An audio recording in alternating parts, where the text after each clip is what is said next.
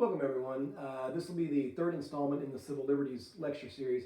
Today, we're going to talk about freedom of religion. And the idea of freedom of religion is something that a lot of people hold near and dear to their heart. I know the founding fathers looked at this. What should government do? What should government not do? And this has been an ongoing, discussion since the beginning of the country itself. And we still have issues with this. We talked about, Snyder versus Phelps in a previous video. So we still have these issues. So let's go back and look, first of all, at the wording in the Bill of Rights, in the First Amendment.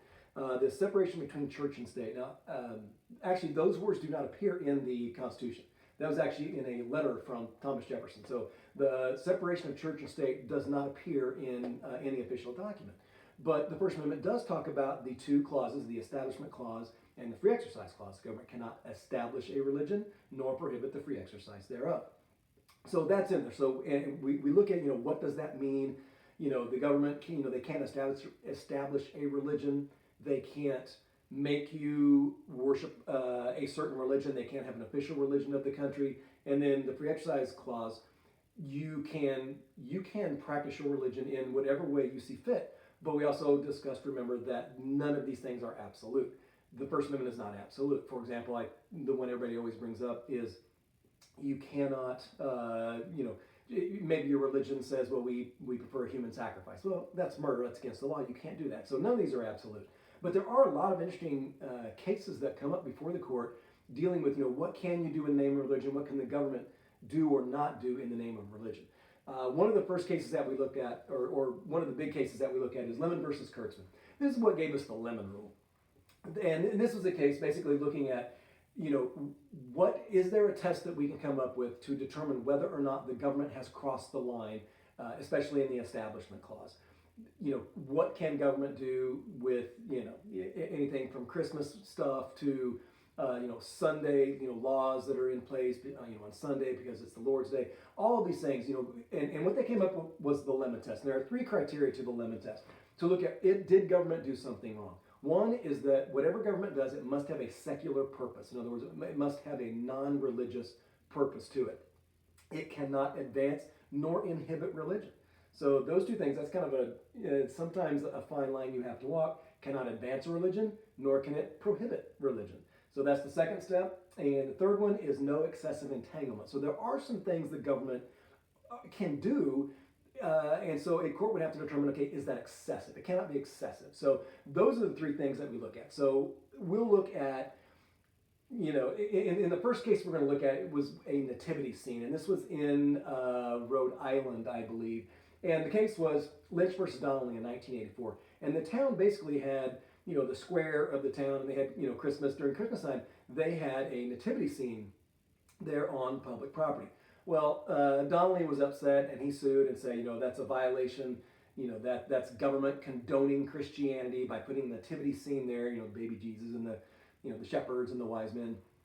And this was the Supreme Court. And the Supreme Court, in a 5-4 decision, said, no, it's not, right? They pointed out that, the birth of Christ and the meaning of Christmas, by putting a nativity scene there, it's just the historical aspect of the holiday. And so it was, it wasn't, anything that was that big a deal.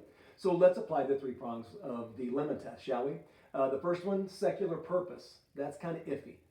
They said, the historical aspect. So, okay, history is non-religious, so maybe we'll give you that one. The second prong, cannot advance nor inhibit religion. Is it advancing religion with Christianity? That's iffy. And then no excessive entanglement. Is a nativity scene on public ground during Christmas time excessive? Well, the court looked at this, or they applied those three things, and the court in the Lynch versus Donnelly case said, no, we're fine. It meets all of those requirements, so we're good. Now, that's going to be overturned, though. In 1989, another case comes before the court where basically they said, okay, if it is a soul crush display, in other words, the nativity scene is the main item in your display on government grounds, that did violate the second prong of the Lemon Test. But they also said, however, that if you have, a nativity scene and a menorah and a Christmas tree as part of the holiday decorations, then that is fine. So they can have a nativity scene, but it can't be the sole purpose of it. And you can't have, the nativity scene be the major theme of your decorations, and then kind of a couple things off to the side over here. That's not going to pass the lemon test. So there are things the government can do, and they can put things up as long as they're balanced with the secular part of Christmas as well. Can you pray at school? In the 1960s, this became an issue in New York public schools. Family moved in. They were a family of atheists, and they started the day over the intercom with a prayer. Almighty God, we acknowledge our dependence upon thee, and we beg thy blessings upon us, our parents, our teachers, and our country. Then the principal would give the daily announcements, and they'd get on about the work of the school day. Well, this family, the boy came home from school and told his parents, they said a prayer. And the parents said, well, you don't, because we don't believe in God, so tomorrow just don't say the prayer. So he didn't. Well, the teacher called him out for not reciting the prayer. So he gets in trouble, and the parents, sue the school. And this goes all the way to the Supreme Court. And what the court ruled in Engel versus Vitale is a very, very important religion case. 6-1 ruled that official state approval of prayers is unconstitutional. Since a school is funded by taxpayers, you cannot pray over the intercom at schools. A lot of things come up though when we look at this. Obviously, can a student pray at school? Absolutely, the student can pray at school. Can a student bring the Bible? Yes. Can a student bring a Quran? Absolutely. The students can do pretty much whatever they want as long as it doesn't interfere with the educational environment. We talk about a lot. We'll talk more about that with speech and school newspapers and all those things as well. But as long as it doesn't disrupt things, it's fine. You can have small prayer groups. You can have meetings after school. None of that is off limits for students. But there are certain things that the school itself cannot do. One of the things that we also look at is, what about graduation ceremonies? We always, I taught at a school prior to coming to Shawnee Mission, where this was a big deal. Very religious community, very devout people, and they ignored this rule, and nobody said anything, and it was fine. And that's the thing about this is, just because somebody in a school or something, it doesn't mean you can't or you have to be a whistleblower or whatever. But if it honestly offends you in your religious convictions, you absolutely have to test that. But there is this balance that we try to reach, dealing with people that have different opinions. And I think the founding fathers did a great service to the country by putting this in here, because there are such disagreements on over things like religion. So you cannot pray at graduation. You cannot pray at football games. This was a case out of Texas, where they would say a prayer over the loudspeaker before every football game. Lord bless everyone, good sportsmanship, keep everybody safe. Amen. Let's now try to kill each other.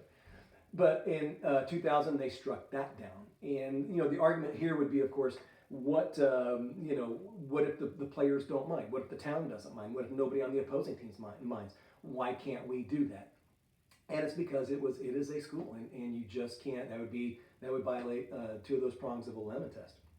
So what about a moment of silence? A moment of silence is one of those things. I remember during 9/11 when the Twin Towers were attacked, and once we figured out what was going on, the following day at school after that happened, on the 12th, the principal came over and said, we're going to have a moment of silence for everybody that was killed, yesterday, and all the people that were injured. And so we had this moment of silence. And since there were kids in the school that are religious, several of them started praying during this moment of silence. And this went on for a couple of weeks. So does that then violate the First Amendment Establishment Clause? I don't think it does. A couple things that you have to be aware of.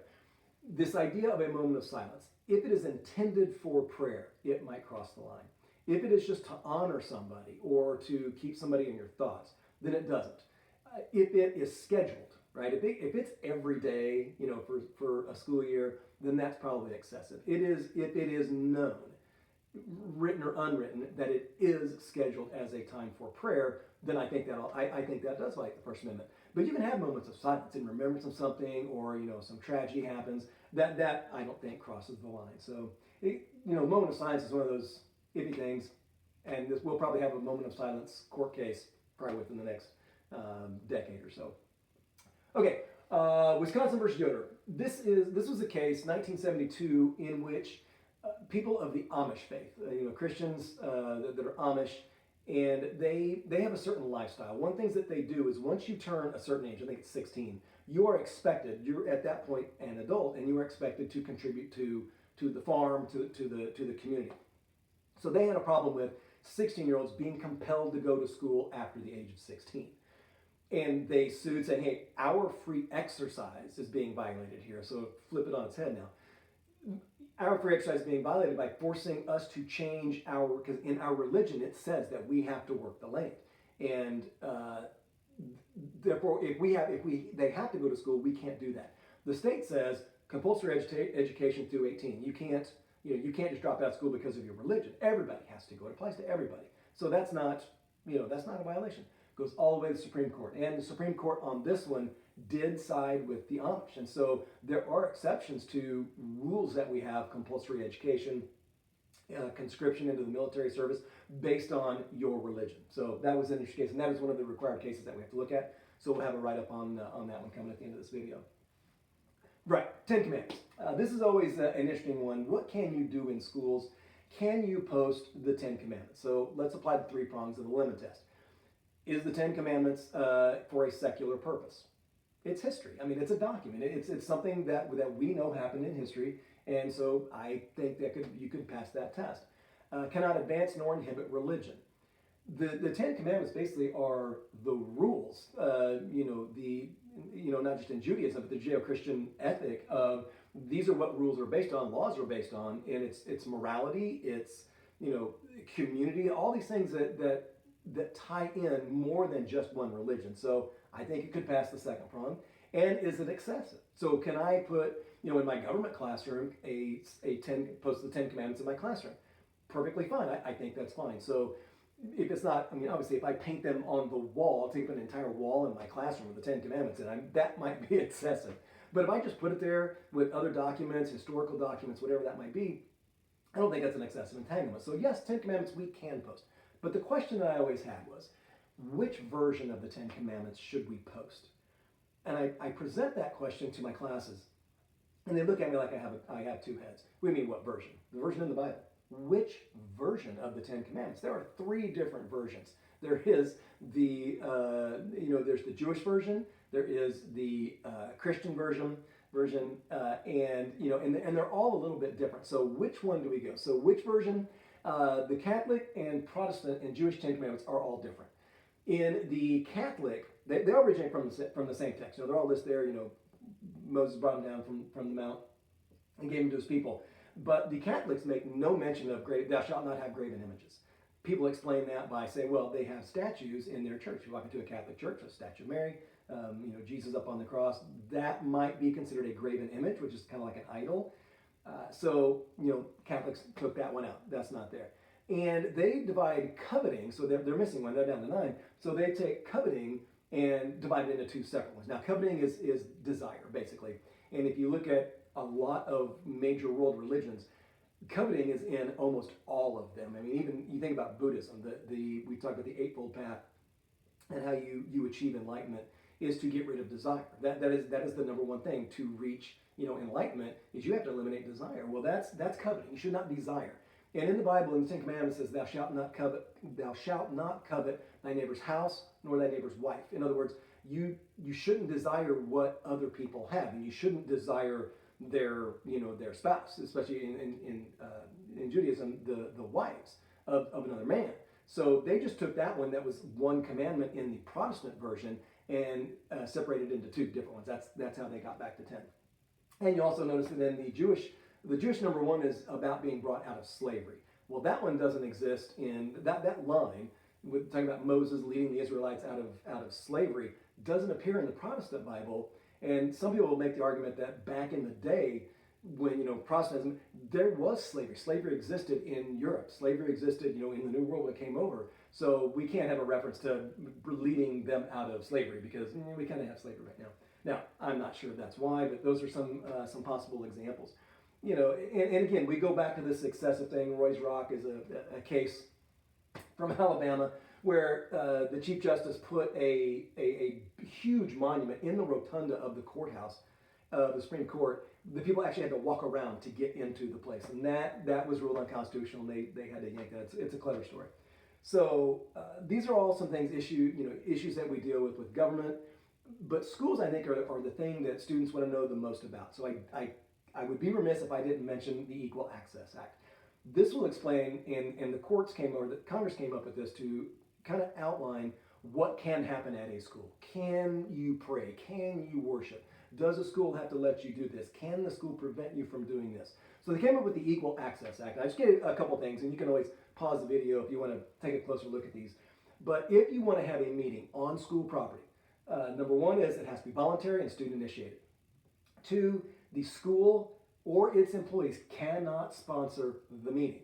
And this one is the one we kind of get into because you think, well, but Mr. Staller, the assistant football coach is he's the sponsor for our FCA meetings. Well, he's not supposed to be. It has to be run by the student led. So now, can school employees be there? Absolutely, but only in a non-participatory capacity. They can be there to unlock the doors, to shut the lights off, make sure fights don't break out or whatever, but they can't lead. So that becomes another issue. And number four, the meeting does not interfere with the orderly conduct of education. So you can't disrupt the flow of education in the building with the meeting that you're having. And non-school persons may not conduct, or regularly attend these meetings. So it has to be, bottom line, students want to get together, before or after school. They can use the facilities.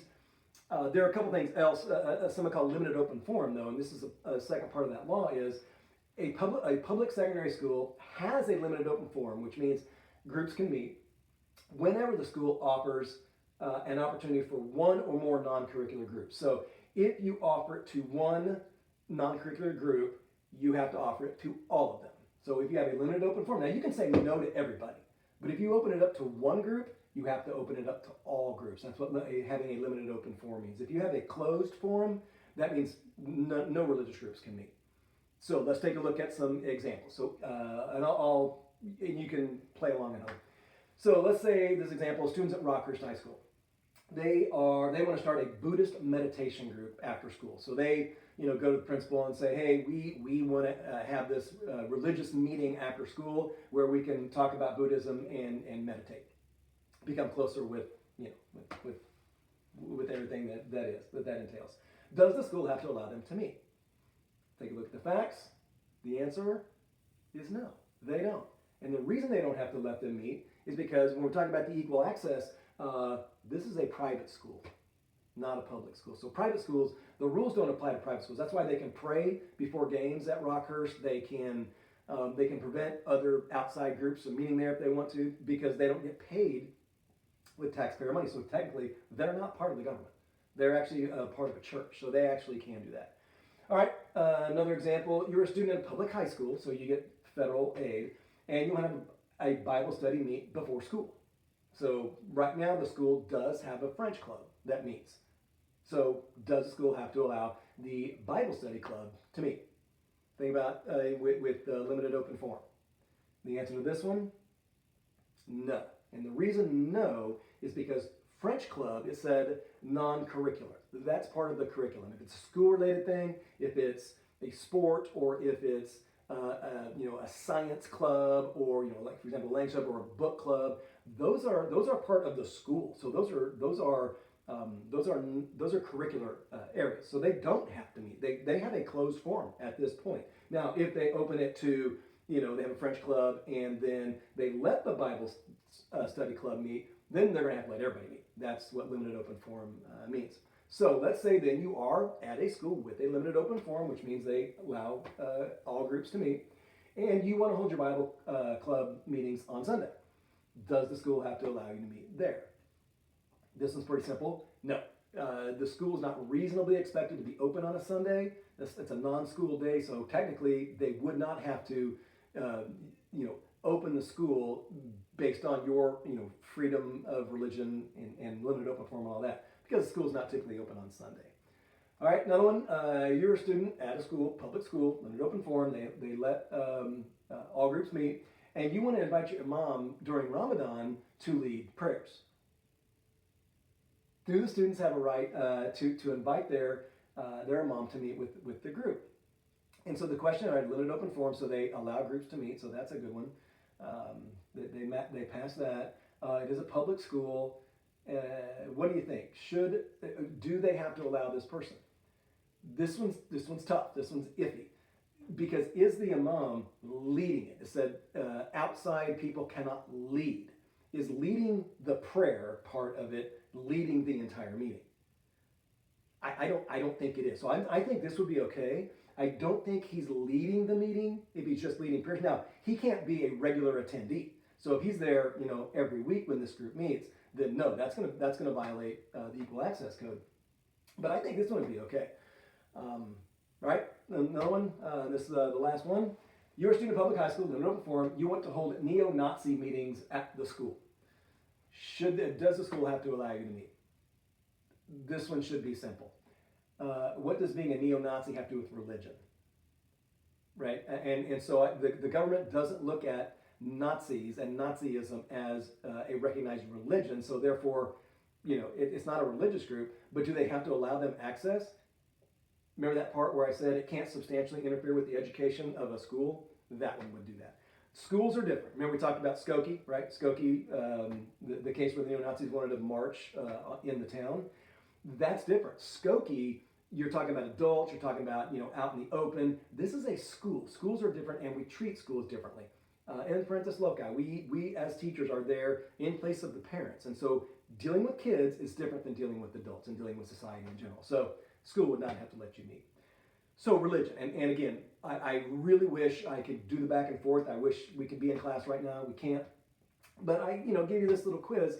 Anytime we start talking about religion, there are always people that disagree with me. There are always people that agree with me. And you're never going to make anybody happy. Thus the wisdom of the Founding Fathers when they put the freedom of religion and the free exercise clause and the establishment clause in there is because they knew people were passionate about their religion and it could lead to problems. And so they wanted to keep government out of it. Because you can't force somebody to do what they don't want to do. That would not be liberty. That would not be, what they were fighting for against the British. And so Emily, I think that was a very good call. Figure out which one is which. It's all the same God. So that's, people that don't understand that, the Muslims worship the God of Abraham. Protestants worship the God of Abraham in the Bible. So all three of these religions worship the same God. And that's good to know. And I think people that don't know that, I think if they would stop and learn more about others' religions, it might make them more tolerant. Who knows? I could be all wrong. But okay, that is the religion. Again, I always expect questions when we start talking about religion. So if you have those, send them my way, and we will see you guys next time. All right.